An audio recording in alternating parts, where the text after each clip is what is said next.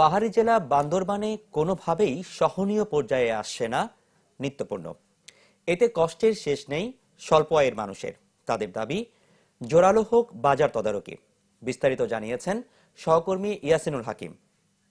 আমি এখন দাঁড়িয়ে আছি বান্দরবান চাউল বাজার, সবজি বাজার যে মার্কেটটি রয়েছে সেখান থেকে। আমরা সকাল থেকে বান্দরবানে বিভিন্ন বাজারগুলো করে রেখেছিলাম, বিশেষ করে কালাঘাটা বাজার, বান্দরবান বাজার, উজানিপাড়া এবং বালাঘাটা যে বাজারগুলো রয়েছে। শুরুতে আসলে ক্রেতাদের একটি দ্রব্যমূল্য ঊর্ধ্বগতির একটি কথা আমরা সবসময় শুনছি এবং এটির পাশাপাশি প্রশাসনেরও নজরদারি অনেকটা আসলে কাছে রয়েছে বলে আসলে আমাদেরকে অনেক ক্রেতা এবং ক্রেতারা আসলে আমাদেরকে জানিয়েছে। তবে আমরা যে বিষয়টি লক্ষ্য করেছি সকাল থেকে মাছ বাজারের যে পরিবেশ সেটি কিন্তু আগের তুলনায় অনেকটা আসলে বৃদ্ধি পেয়েছে। মাছের বিভিন্ন প্রকারভেদে পুকুরের যে মাছগুলো রয়েছে সেগুলোর পাশাপাশি সমুদ্রের মাছেরও কিন্তু আসলে প্রচুর পরিমাণে দাম ঊর্ধ্বগতি রয়েছে। আমরা গরুর মাংস এবং খাসির মাংসের কথা যদি বলতে চাই তাহলে সেখানে বলতে হয় গরুর মাংস কেজিতে 800 থেকে 900 টাকা বিক্রি করা হচ্ছে প্রকারভেদে, হাড্ডি মাংস এবং শুধু মাংস। আর পাশাপাশি খাসির যে মাংসটি রয়েছে সেটি প্রকারভেদে 1000 টাকা, 1100 টাকা এবং 1200 টাকা বিক্রি করা হচ্ছে।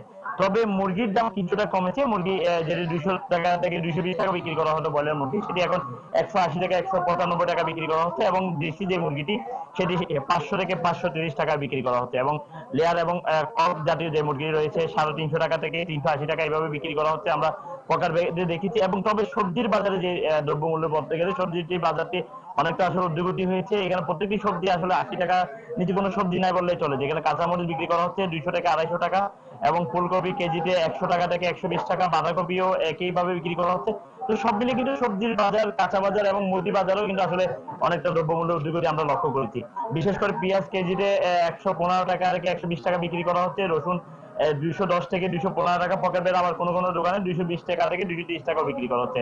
যেটি আলু রয়েছে সেই আলুটি বিক্রি করা হচ্ছে প্রতি কেজিতে 65 থেকে 70 টাকা করে। এভাবে কিন্তু বলতে গেলে প্রত্যেকটি দ্রব্য মূল্যের আসলে ঊর্ধ্বগতি হয়েছে। আমরা সাধারণ ক্রেতাদের সাথে কথা বলেছিলাম, তারা আমাদেরকে যেটি জানিয়েছে বাজারের দ্রব্যমূল্য ঊর্ধ্বগতিতে প্রশাসনের হস্তক্ষেপ যেভাবে করার কথা সেভাবে না থাকার কারণে কিন্তু প্রত্যেকটা দ্রব্যমূল্যের ঊর্ধ্বগতি হচ্ছে।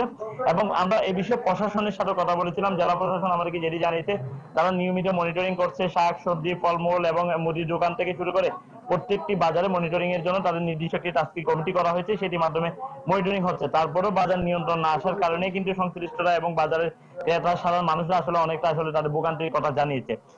এবং সুশীল সমাজ যেটি বলছে বাজার মনিটরিং এর মাধ্যমে টিসিবি বা প্রশাসন বা বাজার কর্তৃপক্ষের মাধ্যমে প্রতিদিনে বাজার নিয়ন্ত্রণের পাশাপাশি দ্রব্যমূল্য নিয়ন্ত্রণ করা না গেলে এই বাজারে যে সিন্ডিকেটটি রয়েছে সেটি কোনোভাবে ভাঙা সম্ভব না।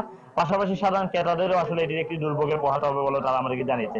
সব মিলিয়ে সুশীল সমাজ এবং স্থানীয়রা যেটি জানাচ্ছে প্রতিদিনে বাজার মনিটরিং এর পাশাপাশি বাজারে মূল্য নির্ধারণ করে দেওয়ার জন্য বাজার কমিটিকে আরো সক্রিয় হতে হবে বলে জানিয়েছে।